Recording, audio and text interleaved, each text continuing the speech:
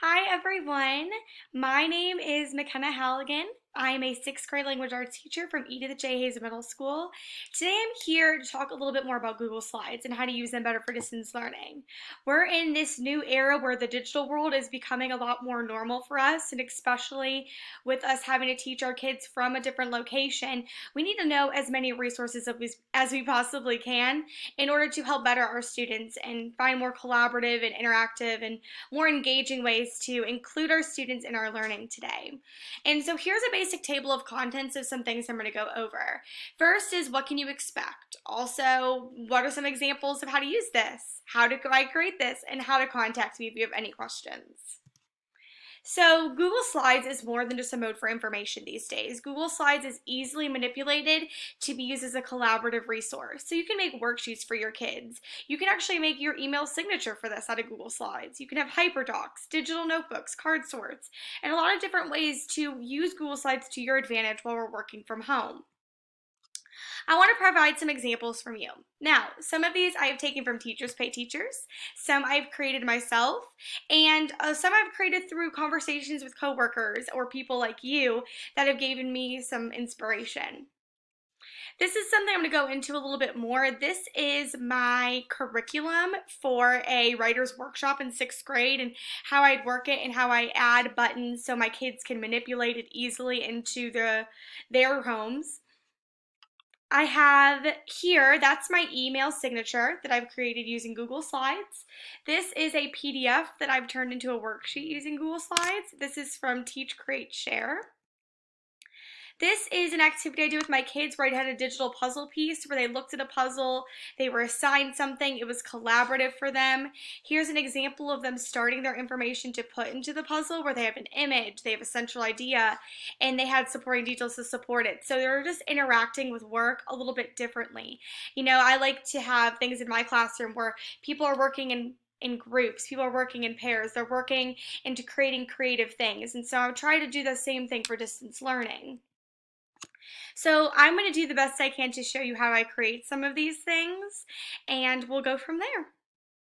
So the first thing I'm going to talk about is how to make a PDF into a worksheet. So this is something that I've gotten from the Classroom Sparrow.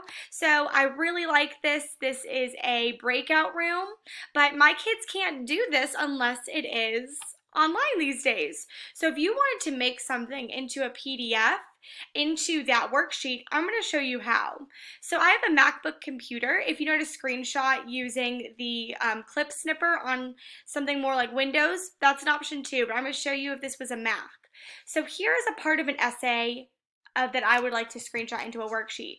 If I Shift Command 4, I can take a picture of this, and there we go. We have the picture of this on my thing.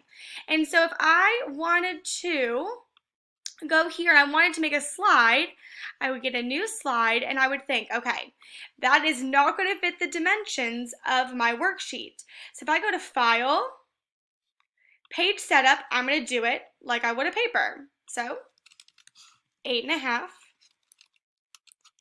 oh, by 1. Probably won't work. That was a little bit wrong. So let me try that again. So page setup, 8.5 by 11. So this looks like a normal paper that you would use if we had it in person. And so how I would make that into the worksheet is I would delete everything here just to make a blank slate. Then I would insert image. I would upload it from my computer. And it becomes a part of my worksheet. Now the only trick is that you have to make sure you have text boxes there, okay? If I go back to the other research notes, this is the style that I'd want it to be. This is how it would work. This one's already a manipulator where I told them to add text here, to add a topic, so while they're taking research notes, they're able to do that kind of manipulation. And I think it makes it very visual for the students. It also makes it very just, you know, more fun. And so that is how you would turn a PDF into a manipulative slide. So, speaking of digital manipulation, say that you're working with a plot diagram and you want them to be able to put the different parts of plot onto a plot diagram. You can make your text boxes into little boxes. This is just me filling it in, adding a boulder, and you can have them physically move before turning it in. They can turn it in through Google Classroom. There are also ways to turn it in through Canvas, since that's the new platform we're getting used to. And they can turn it in where they make a copy for each student and they're knowing how to do the plot diagram rather than just typing it in. It makes it, again, more visual, more visibly pleasing and everything. For an email signature, the best place that I've used, I'm just going to write this down, is slidesgo.com. On slidesgo.com, which I'll show you, there are a bunch of beautiful and very unique Google Slides templates that I have really taken advantage of.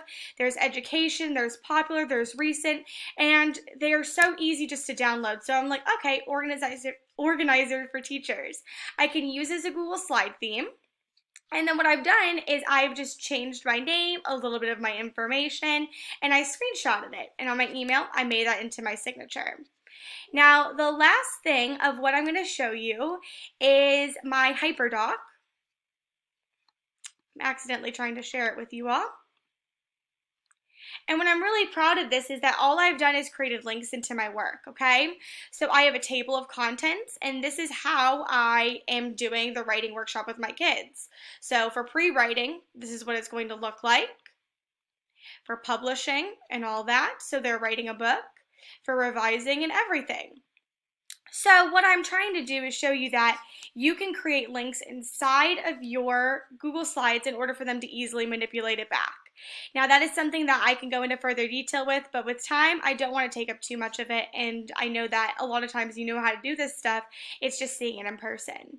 And so what I'm going to do is I'm going to provide you all my email information. So if you have any questions that you want to reach out to me, I hope that you feel comfortable to do so. There is my email. And remember, during this time, it's time to be creative. It's a time for growth, trial and error, and just practicing.